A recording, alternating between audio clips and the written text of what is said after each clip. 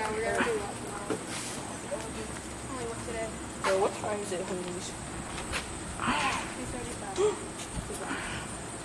Yeah, something like that. I just thought about something. What if every door here was locked and you were just trapped? Then someone would call someone. Proper posture in a speech is standing up straight and standing tall.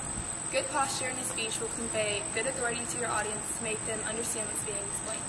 When giving a speech, you have to remember to make really good eye contact with your audience. You don't have to stare directly at them and raise your eyebrows, because then it looks like you're just kind of judging them. But remember to keep a natural sort of face, like you're having a conversation like you would every day. Remember also not to lower your eyebrows, because then you look like you're scowling or squinting, which can kind of give off a look of being confused when giving your speech. Facial expressions are also important in delivery to show the audience how they should feel. When you use facial expressions, you should be sure that you have an emotion for everything that you say. Sometimes over-exaggerated facial expressions are necessary to be sure that everyone knows what you're talking about. When giving a speech, a very key element you have to remember is gesturing. So if you coil yourself in, you look like you're not interested and you really don't want to be there. So when giving a speech, you should stand tall with your feet spread apart and keep your shoulders up and make sure that you have a happy face on, because if you don't have a happy face on, then your audience probably won't look interested. So always remember, if your audience looks bored, it's probably because you yourself look boring. Speech helps the audience comprehend what is being explained. When you have lack of fluency, you typically stutter or use words such as like or as often. Being rehearsed and prepared for a speech includes many aspects, so I'm just going to break it down and provide a few tips for you. The first one is to use note cards. You can put as little or as much information as you need on them. The second is to videotape yourself or watch yourself in the mirror. This can help you see yourself from the spectator's point of view, which can help with a lot of nervous jitters. The last one is to dress nicely, because you can look professional and often come off as more confident. Vocal projection is important in delivery of a speech because it ensures that the audience can tell what you're talking about. Some ways to ensure that you have good vocal projection is to have a personality and be yourself on stage. You also have to be passionate about what you're talking about, or at least act like you are.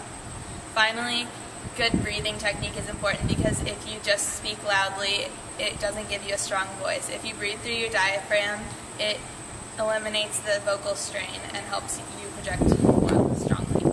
Listeners enjoy when speakers talk to them in an informal tone like they're having a conversation.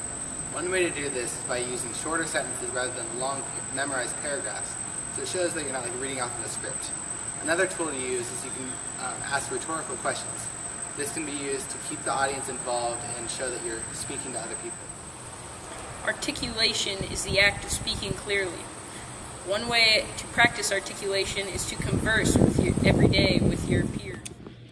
Vocal inflection is changing the rate or volume of your speech.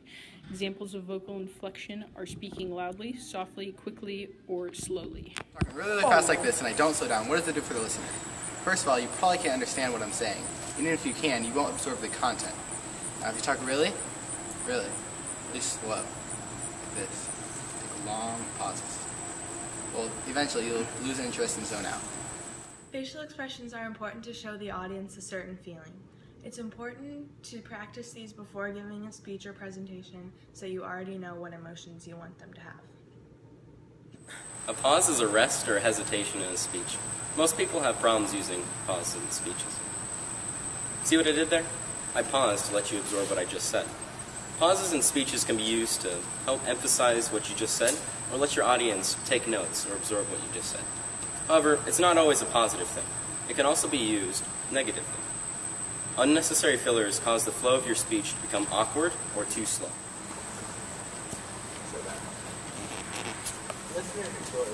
There's a lot of aspects to being prepared for a speech, so I'll try to break it down by providing a couple.